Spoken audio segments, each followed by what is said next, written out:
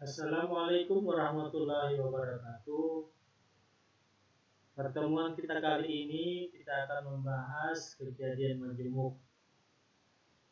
Jadi setelah pada bagian pertama kita membahas peluang kejadian yang sederhana, sekarang kita masuk kejadian majemuk. Jadi peluang kejadian majemuk itu adalah peluang suatu kejadian dengan dua atau lebih kejadian yang terjadi. Jadi kejadian majemuk itu menggunakan kata hubung dan dengan lambang seperti ini melengkung ke bawah, atau kata hubung atau dengan melengkung seperti ke atas.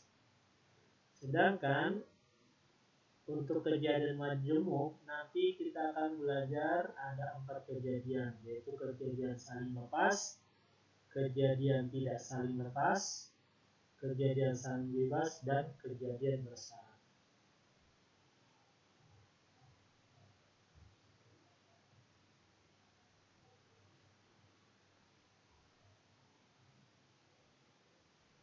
Oke, kita lihat kejadian saling lepas dulu ya. Jadi kejadian A dan kejadian B itu disebut saling lepas jika kejadian A dan kejadian B tidak dapat terjadi pada saat bersamaan. Kalau dia digambarkan dengan diagram Venn, ini kejadian A, ini kejadian B. Jadi tidak ada kejadian yang bersama terjadi A dan B. Maka untuk menghitungnya, peluang kejadian A atau B itu adalah peluang A ditambah peluang B. Kita lihat contoh soalnya. Contoh soal untuk kejadian saling lepas. Misalnya pada pelemparan 2 buah dadu sekaligus, hitunglah peluang munculnya jumlah mata dadu 5 atau jumlah mata dadu 10. Oke, kita jawab ya.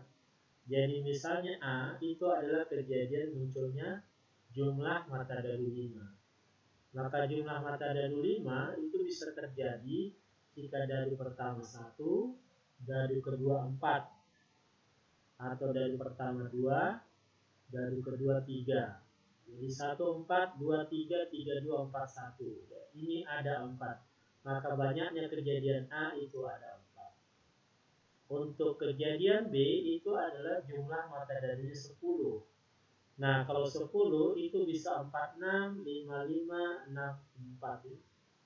37 tidak ada ya, karena dadunya tidak sampai 7.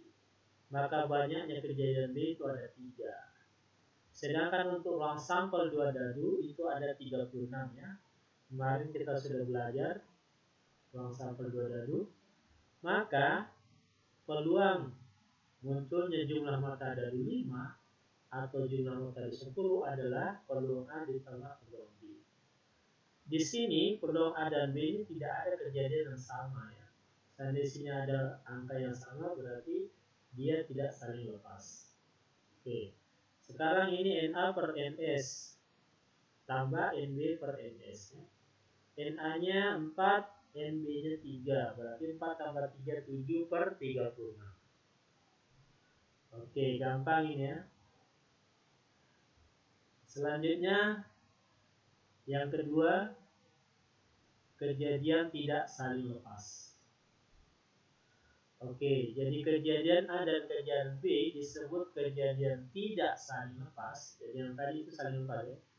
Jika kejadian A dan kejadian B dapat terjadi pada saat bersamaan. Jadi kalau dia digambarkan diagram Venn-nya itu seperti ini, ada daerah yang beririsan ya. Maka untuk menghitungnya nanti dengan rumus peluang A atau B itu sama dengan peluang A ditambah peluang B dikurangi peluang A sekaligus B. Jadi ini daerah irisan itu yang ini. Kita lihat contoh soal ya.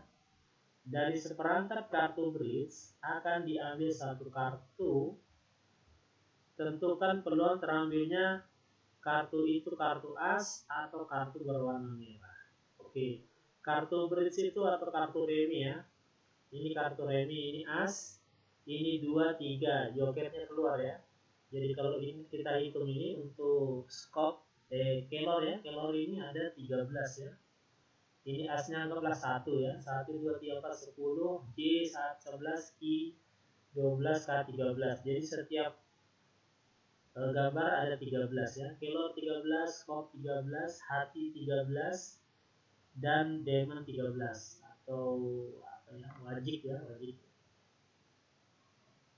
Oke, nah sekarang kita lihat ruang sampelnya ini ada 52 ya, jadi 13 dikali 4, 52. Kalau nggak percaya hitung satu-satu ini. Kemudian A, kejadian terambilnya kartu as. Nah, kartu as ini ada berapa? Ada 4. Terus kejadian B adalah kejadian kartu berwarna merah. Nah ini hitam 2, ini merah 2 ya.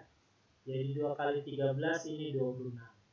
Nah sekarang untuk banyaknya A iris B, maksudnya dia sekaligus as dan sekaligus berwarna merah, itu ada 2 ya. Jadi as hati sama as diamond ya. Ini ada 2. Maka peluang terambilnya kartu as atau kartu berwarna merah itu adalah PA tambah PB dikurang PA iris B. Jadi 4 tambah 26 kurang 2 itu adalah 28 per 52. Kalau disederhanakan 7 per 13. Ya, itu adalah contoh kejadian tidak saling lepas. Oke, sekarang kita lihat ada latihannya. Latihan ada 4 nomor ya. Jadi silakan kalian kerja. Ini ditulis di buku catatan. Sudut kiri atas tulis nama, kelas, nomor urut absen. Kemudian diselesaikan ya, pakai tulis tangan yang rapi. Setelah itu difoto ya. Kalau mau lebih simple, fotonya digabung di file, dijadikan file PDF ya, supaya jadi satu file saja. Karena jangan sampai ini jadi 4 foto. Nah, jadi dijadikan file PDF, lalu dikirimkan di email ya. Oke, nanti bukti bahwa kamu ikut pembelajaran ini adalah bukti kamu mengirimkan ini tersebut.